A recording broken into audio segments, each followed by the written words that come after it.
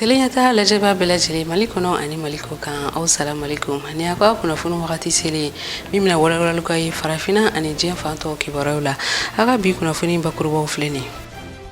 Klifla sigi do buludara ya safe mi demsen na kawo joro e anga jamana ire konana ubisika ke seben furai tuga mununa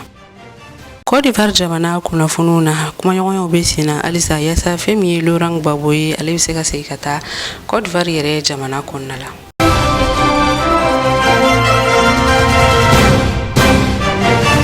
Aw bismillah kokura awka kuna funun keneka ina fon kunya fo bakuruba wala chuga mununa sigi dokera bi sogomadaina ya safe mi demsen na kawi olu yere jorob saka ke mu jamana yere nyetala akera je kulufe abifo femi mako PCDG Mali okera si mini akera hotel Meivala anyemo ya kuma ministry bulo minka baranye shinendo demsen na kawi re ka kunya Musa Aga Atayar Amadou nyamini naka jatala Musa Jalo no tilenya tatola Hamina ko ni jorana ko munun be Mali shifina kaula ka se ka wuli ka job la senka disi be se ka da o la tugomina o ye Klefla sige min be ka ke dunanjige sola ni abe fama hotel Maiva en refe Bamako ya no min bara nu duna biso warena shifina ka were ka ministre min be no na lere Musa Ag Atayere kata se de me baka jekuluma Union Européenne Mali shifina ka sebe korobora ka caya ka bo Mali re fantan nani bela jelena o to kelena jekulu munun be shifina ka jorongo lo fa on ka jamana kono ulu bela jelenka no robla be kenenka shifina ka jekuluba min be onka jamana kono ni ale renye moko Amadou Diallo ale koni ifela fo kenen reske kun jonjona bi somane na sigi be Klefla kan ni amba fama atelier ñogon dalaje pour que ga ñogon blasra tableau doka tableau min damel na fait avec wati bo ministre son no benendo jeunesse ni sport ma oni partenaire ani Mali jeune farla ñonka kaye ka foko hakilna mi ni ba bolo min bolo dara en 2013 ka a validera en 2012 donc ani biche ko chama yelemara fen chama tacho yelemara et bi a jetimna ka foko femunu validera wati ka betise ka waleya bi parce que le contexte ne sont plus pareils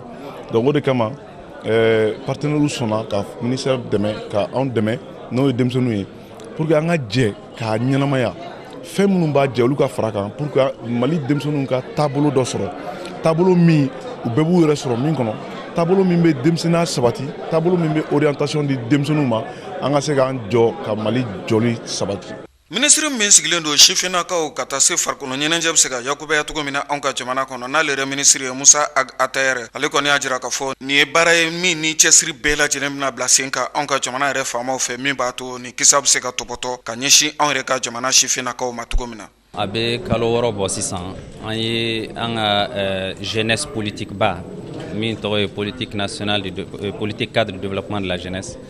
an ye barado damena o sirafe o min to relecture donc o koro an bino politique in laje pour que ka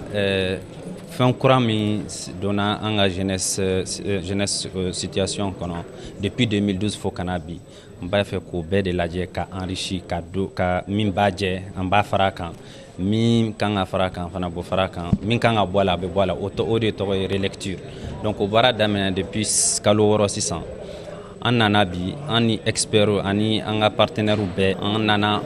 bara min kɛra depuis kalo woro kana san au rapport de Borabi donc au rapport a yira la bela pour que be ki hakili di donc an nano de lajɛ vraiment au rapport bara caman kɛra an bɛ yɔrɔ min na sisan caman ta jɛ an ka politique kura min tɔgɔ kura ye politique nationale de la jeunesse o dɔɔni dɔrɔn de b'a jɛ sisan pour que a ka bɔ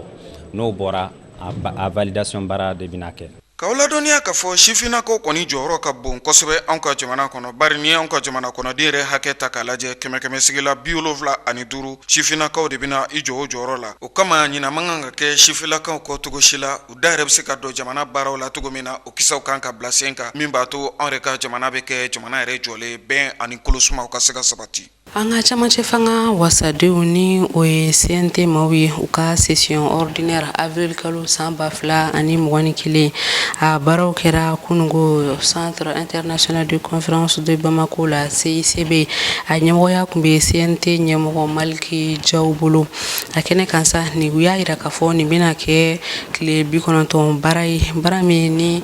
sariya sen dɔw bɛna na ta projet dɔw olu bɛna na voter ale ni maa dɔw bɛ yen nɔ olu yɛrɛ kɔni bɛna na ministre dɔw kɔni wele yasa u bɛ se ka lajɛyali kɛ u ye cogoya min na baara u ka baaraw kɔnɔna la Aïssata Mayiga bɛ walawalali kan y'o la. An ka wasadenw ka ni ladala ɲɔgɔn ye kɔni kɛnɛ kan maaba caman kun bɛ yen nɔ n'o bɛ tali kɛ an ka jamana premier ministre la Moktar Wane fo ka taa se Burkinabew ka wasabulon ɲɛma Alassane Bala Sangade, Togo olu ka wasabulon ɲɛma Chantal Waga Djibodo Tesenga fo ka taa se Ganaɲɛnw ka wasabulon ɲɛma ka nɔnabilala yɛrɛ la ni o ye Oseki Mesa Bonsu ye. An ka wasadenw ka ni sigi kɔni kɔnɔna la a yirala k'a fɔ ko u bɛna baara kɛ sariya den 14 bɔɲɔgɔnko de kan. A yirala k'a fɔ ko sariya 8 kun bɛ n'u tun ye baara daminɛ olu yɛrɛ kan don tɛmɛnenw na k'u bɛna segin kɔ tuguni ka baara kɛ olu kan u ka ni sigi yɛrɛ kɔnɔna la. Sigi kɔni kɔnɔna la u bɛna sɛgɛsɛgɛli kɛ gouvernement maaw yɛrɛ ka baaraw kan n'a bɛ fɔ ma ko action gouvernementale k'a lajɛ n'o sɔrɔ u ka baaraw bɛ ka taa i n'a fɔ a laɲininen yɛrɛ kun don cogoya min na.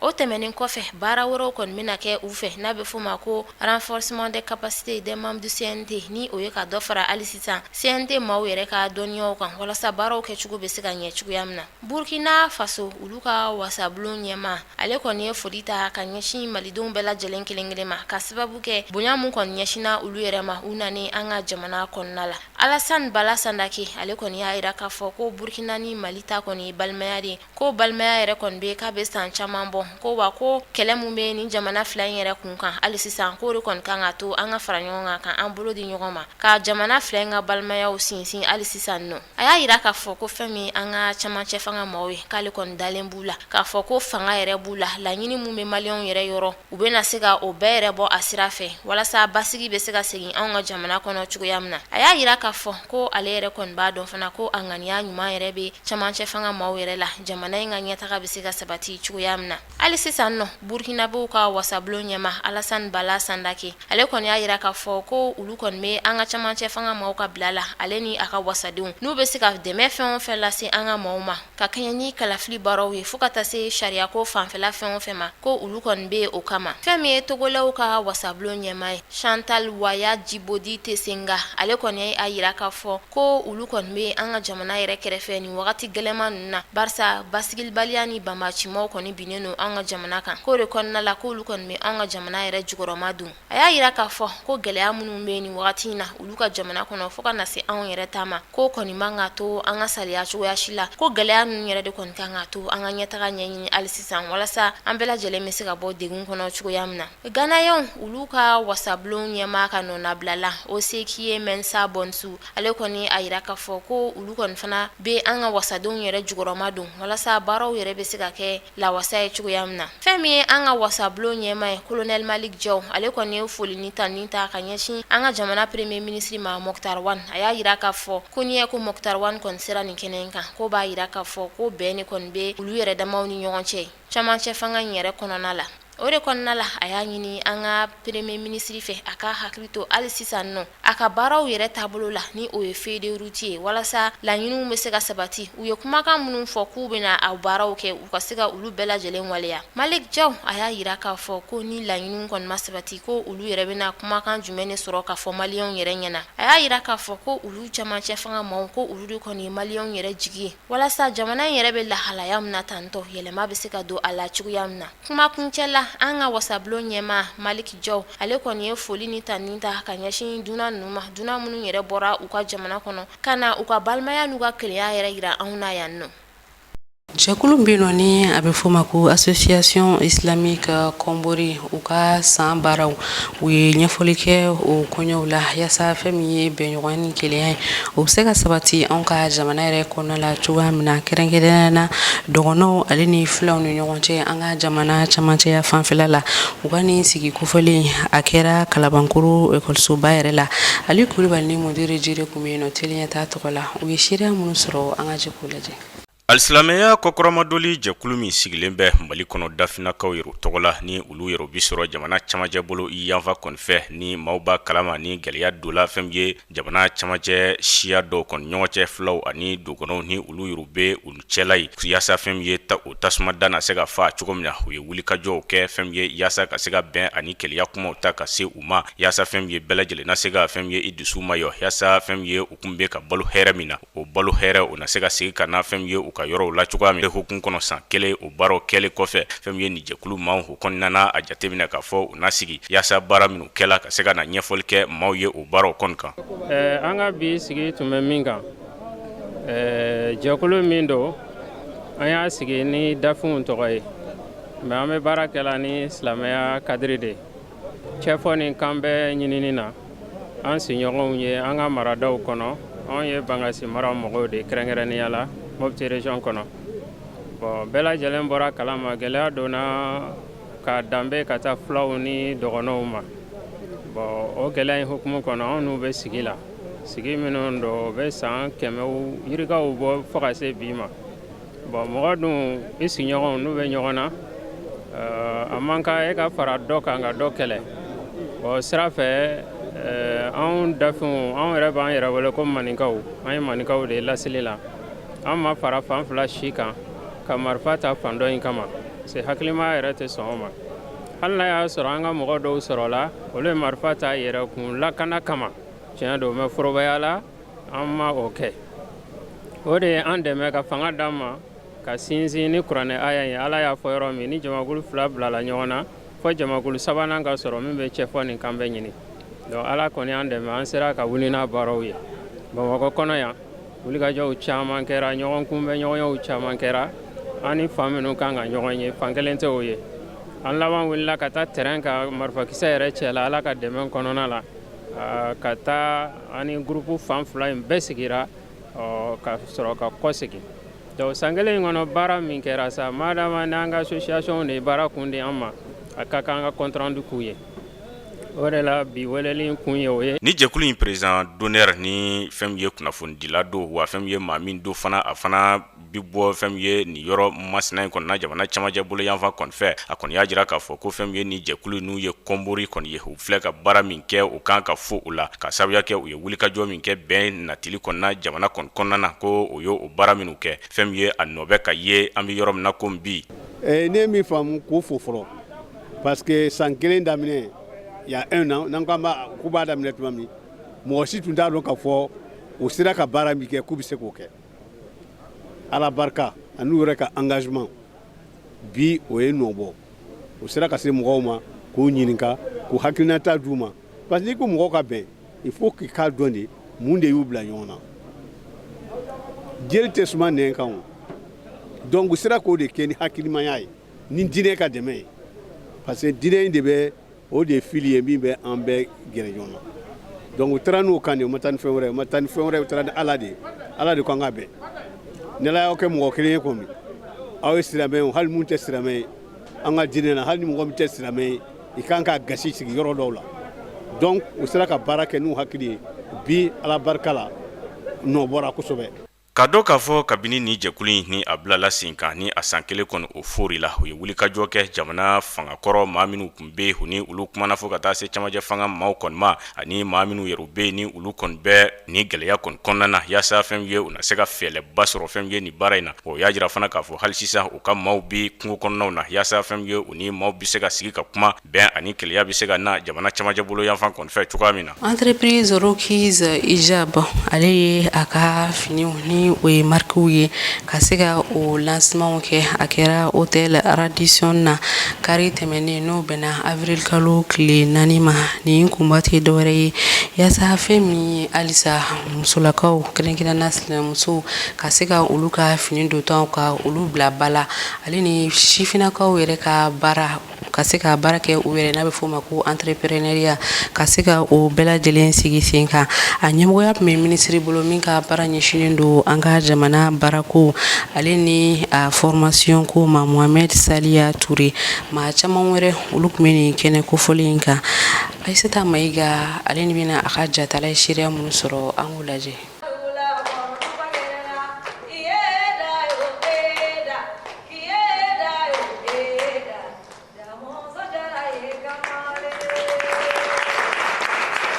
Rokis Ijab ale kɔni fini mun kɛrɛnkɛrɛnnenlen no ka ɲɛsin alisilamɛmusow yɛrɛ bɛɛ lajɛlen ma. Ni fini kofɔlen ninnu kɔni bilala an balimamuso Rokiya Buware de fɛ ni ale yɛrɛ kɔni y'a ka kalanw bɛɛ lajɛlen kɛ Faransi jamana yɛrɛ kɔnɔna la. A ka laɲini tɛ dɔwɛrɛ musow ka kɛn yɛrɛ ye o yɛrɛ bɛ se ka don ba la cogoya min na anw ka jamana kɔnɔna la. Ne ni hakilina in ta parce que n ye baara daminɛ dɔɔni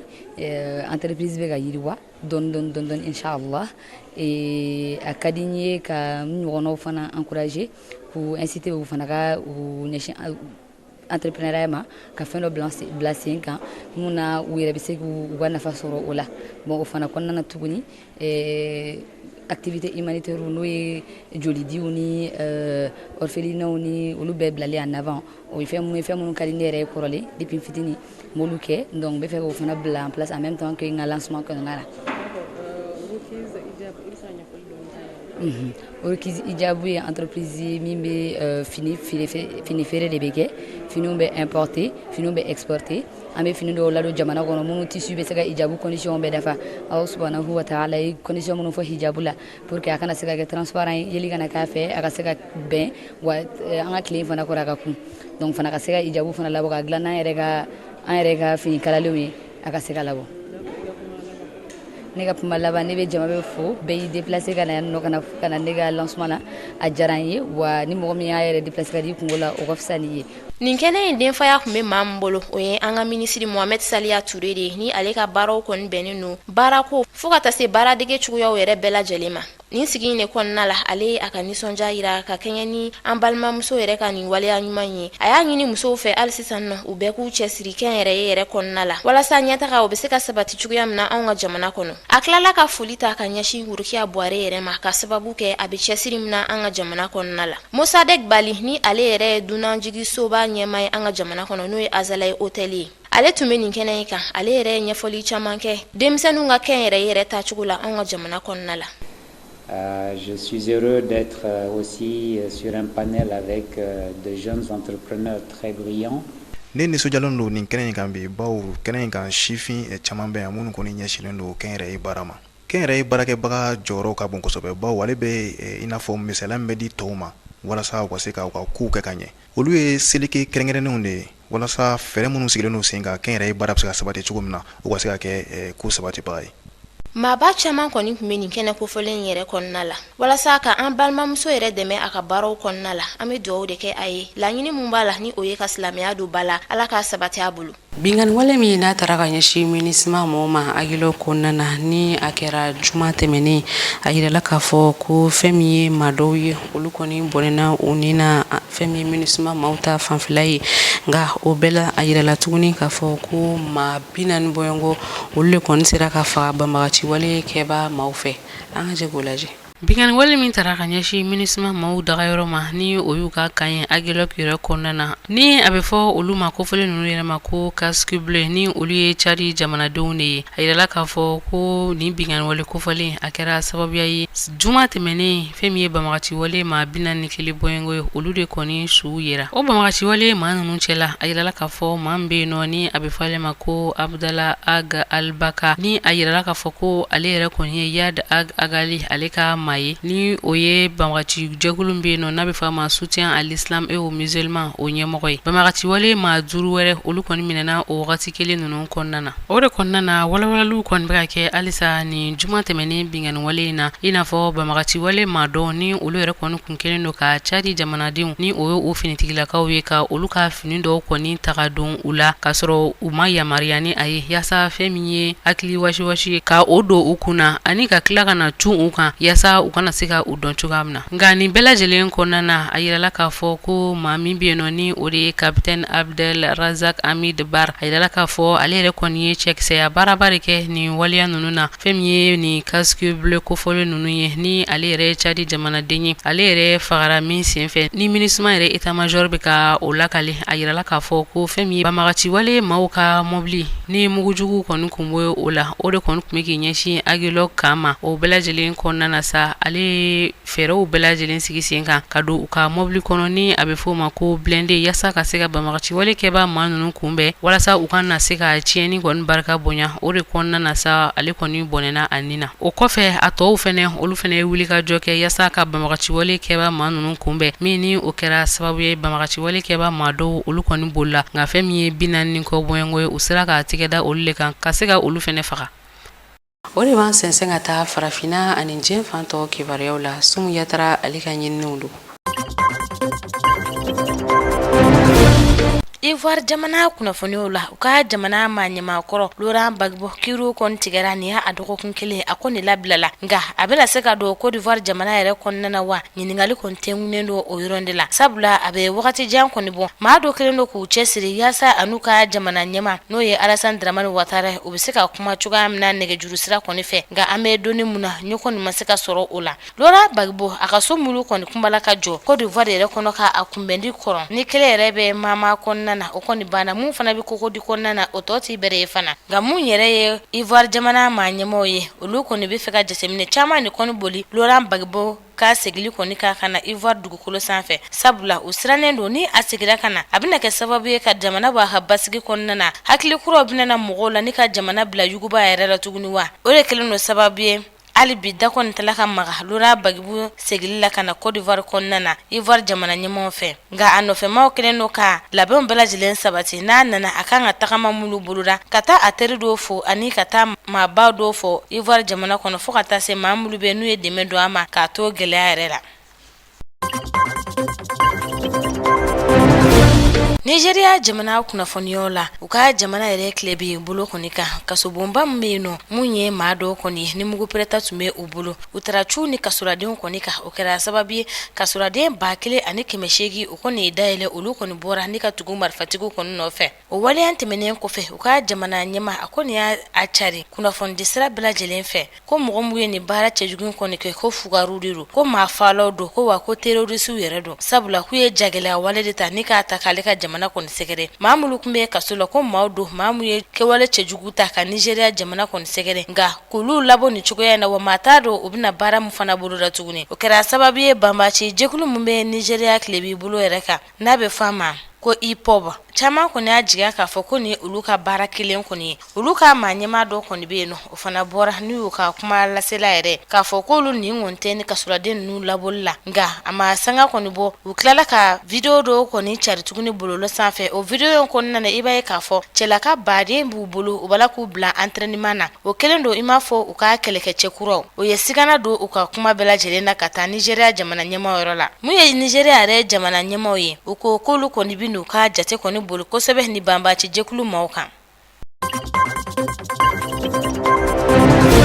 Centrafrique jamana kunnafoniyaw la faraɲɔgɔnka jɛkulu mun kɔni bɛ yen nɔ n'a bɛ f'a ma Unité pour la paix en Centrafrique o ma y'a jira k'a fɔ k'u bɛna bɔ banbacimaw kɔni ka jɛkulu la banbacima minnu cɛsirilen don k'a fɔ k'u bɛna Centrafrique jamana ɲɛmaa yɛrɛ kɔni ka fanga dafiri ni a yɛrɛ tɔgɔ ye Faustin Touadéra l'Unité pour la paix en Centrafrique o kɔni y'a cari bololo sanfɛ kɛnɛkɛrɛnniyana u ka jɛkulu maa ɲɛma ni a yɛrɛ tɔgɔ ye Ali Darassa Mahamata a ko ale n'a ka cɛdenw kɔni bɛna bɔ rebelu kɔni ka jɛkulu kɔni na ko sabula Centrafrique jamanadenw kɔni tɔɔrɔlen don wa u degunnen don kosɛbɛ k'u bɛ kalafili koɲɛw degun kɔrɔ wa ko lakanabaliya fana ɲɔ ɲɛnen don yen nɔ fo ka taa se kɛnɛyako yɛrɛ sabati baliya ma ko kɔngɔ o fana bɛ Centrafrique jamanadenw na o de kɛra sababu ye olu kɔni bɛna u senbɔ jɛkulu baaraw koɲɛw na. Mozambique jamana kunnafoniyaw la ni ye a dugukun 2 bɔɲɔgɔnko de u ka dugu mun kɔni bɛ yen nɔ n'a bɛ f'a ma ko Palma banbacimaw kun kelen don kan dugu kofolen kɔni minɛ jamana maa ɲɛmaaw kɔni ka lakanajɛkulu la nka mun ye jamana maa ɲɛmaaw ka lakanajɛkulu ye u ka cɛsiri yɛrɛ kɛra sababu ye kununko tɛnɛ don u sera ka don dugu in kɔnɔ ni ka banbacimaw kɔni gɛn ka bɔ dugu in kɔnɔna na dugu in gouverneur ale kɔni y'a jira k'a fɔ maa tɛ se olu ka finitigilakaw la hali n'a sɔrɔ la jamanadenw kɔni sikasika caman ta ka taa u ka finitigilakaw yɔrɔ la sabula sanga ani sanga ba ma chimo bise ka karaba ka do duguro kono ko mine chugo di Mozambique konnana o bena ta ko jamana nyimo bala kula kana jolen ko ni bu ubulu Mozambique kerefe jamana ani jamana mulu ko ni be dagunke ulu kon chama ko ni sirane no kere nyana Tanzania re jamana o kera sababu uku ka sigi belebele baru de blasenka na ma foma ko sommet extraordinaire ya sa fere bise ka kechuga amnani bamba ci jekulula bamba ci jekulu mulu bala ka Mozambique jamana re kon bo adakulu kan wakati labayna ya sa ulu fana ka jamano bise ka kishi chuga amna mumbe tali re ke Tanzania jamana re konna Nini kera garzige bi kuna funu kene ka amu fuga wali nyundo amunuti sikante yina telinyata sugandilila ka kuna funu tayroye au kambe wakati yere inshallah